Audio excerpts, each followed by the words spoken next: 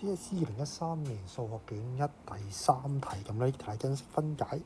咁呢個做因式分解咧，你需要用嘅咧係一條恒等式啦，就係 A 二次減 B 二次，跟住 A 減 B 乘 A 加 B 呢條恒等式。咁 Part A 咧，佢個係 4m 二次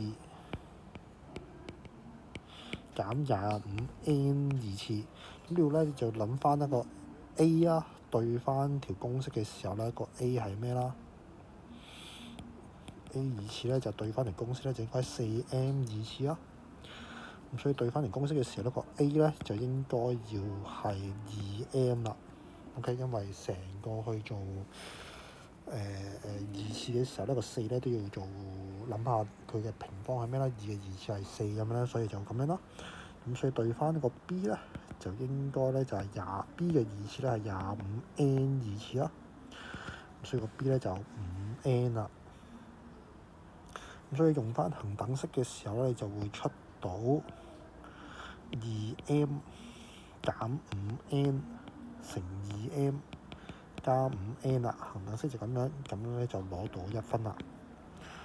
咁跟住 Part B 咧就 4m 二次減 25n 二次加 6m 減 15n。咁咧佢會用翻 Part A 嘅嘢嘅。咁你見到呢個其實係 Part A 嗰嚿嚟嘅。咁所以呢一部分咧，你只係需要將個 Part A 嘅答案咧自己抄一次喺呢個位。後邊咧個 6m 減 15n 咧都請你抄一次先。但係其實你留意到咧，應該係可以有6同15咧可以抽3出嚟嘅。咁抽3嘅時候咧，就會變咗 2m 減 5n 啦。咁咧，我建議同學咧都最好分開啲步驟嚟做啦。咁如果後邊抽錯咗咧，個 M 分咧上面個 M 分係可以唔俾嘅。咁所以咧都想你咧寫多個步驟咧，穩陣攞個 M 分啦。咁最後一個步驟咧就應該係睇翻啦，呢個 2m 減 5n 同呢個 2m 減 5m 咧就可以再做多一次因式分解嘅。咁啊抽咗出嚟咧擺前面。剩翻嘅嘢咧就喺個後邊咧開個括號就括翻住佢啦。